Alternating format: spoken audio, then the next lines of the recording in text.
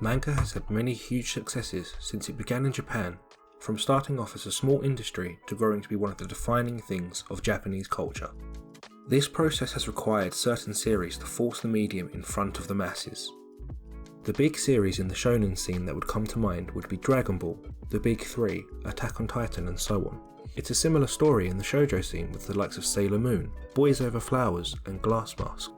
Seinen has Vagabond and Berserk, and Josei has whatever it has, I don't know. Manga has progressed massively over time to become the behemoth it is in the modern age, and this constant progression requires new series to be the poster children for manga and anime.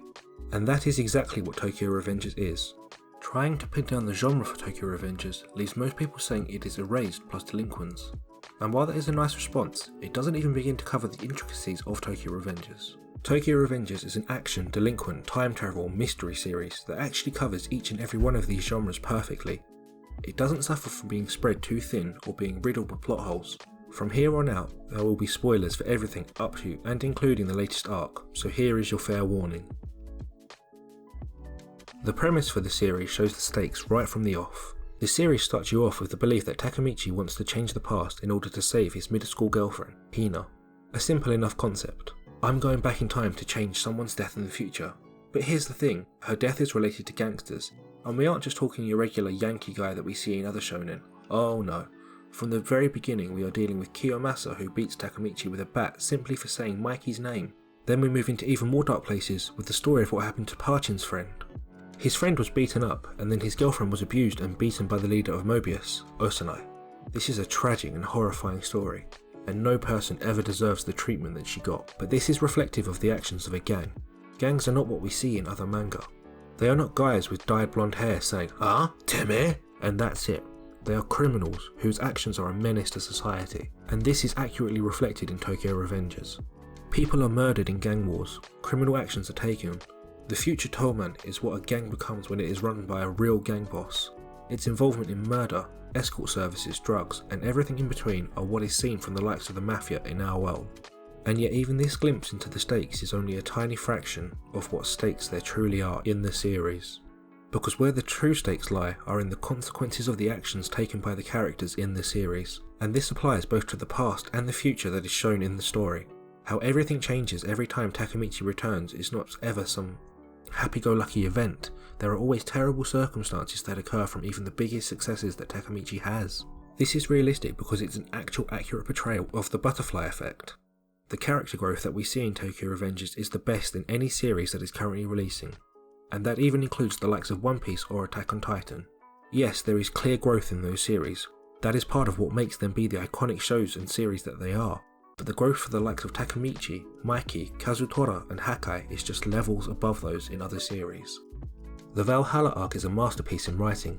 Baji is an iconic character that I hope will get the love he deserves when this is animated. His willingness to do whatever it takes to save Kazutora is simply beautiful.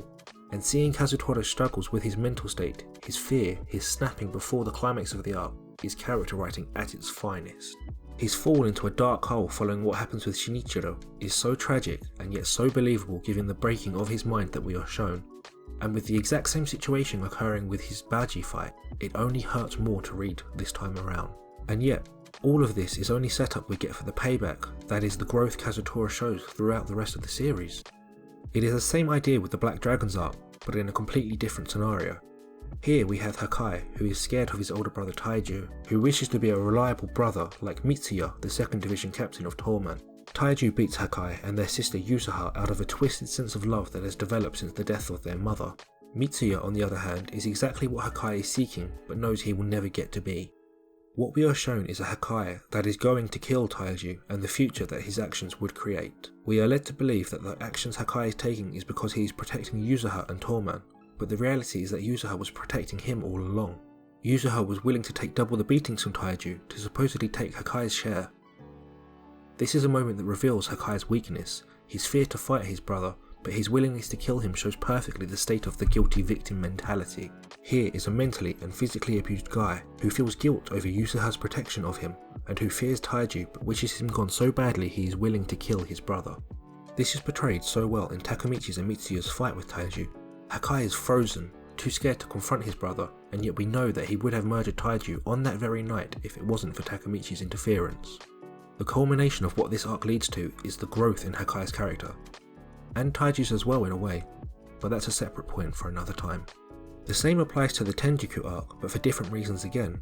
This time we have Izuna, someone who has become twisted from feeling alone and his only source of comfort in Shinichi being taken away from him in his mind by Mikey and Emma. The arc culminates in the deaths of Emma, Izuna and Kisaki, all which feel so different for so many reasons. Emma's just hurt, like seriously, every death has hurt, but everyone else was prepared to die for their beliefs, and they were fighting and knew the consequences and what could happen, whereas Emma was just an innocent girl. Izuna's death is something that invokes emotion from you because we see everything from him prior to his death. We see his feelings, his emotions, and everything that led him to that point. And Kisaki's death, although I'm glad by the way, and he really did deserve it, just leaves us with more questions. The main one being, what was he going to say to Takemichi before he died? My point is, human nature is at the centre of everything in Tokyo Revengers. It is mostly a story about broken people trying to find a way to belong in a broken system, and this is related to everything that is going on with Mikey in the most recent arc. Chapter 202 to 204 is showing how Mikey lost to his demons, how he is willing to kill his friend because he lost, and how he wants to end everything to get away from the demons that he lost to. What follows is Takemichi doing everything he can to save Mikey despite being shot at least twice by him. He won't let Mikey kill himself no matter what. He desperately tries to pull him up, even as he is most likely bleeding out, and none of these actions feel forced. They have been set up over time and show two distinct sides to both personalities, Mikey's darkness and Takemichi's light. This is a reflection of their natures, and it is at the heart of everything that is Tokyo Revengers. The only way to truly understand the value of Tokyo Revengers is to read or watch the currently airing anime. You need to experience it yourself to understand it. Every explanation just won't give the series the context it deserves. That includes this video, by the way. My job in this video is to break down what will make this show a modern masterpiece, but even that is doing it a disservice. Tokyo Revengers is just simply that good.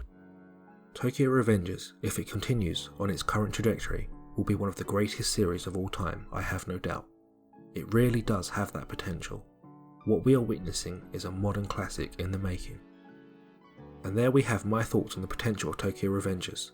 Please leave your thoughts down in the comment section below if you agree or disagree with anything in this video, and don't forget to like the video, hit the subscribe button and click that notification bell. Peace to all.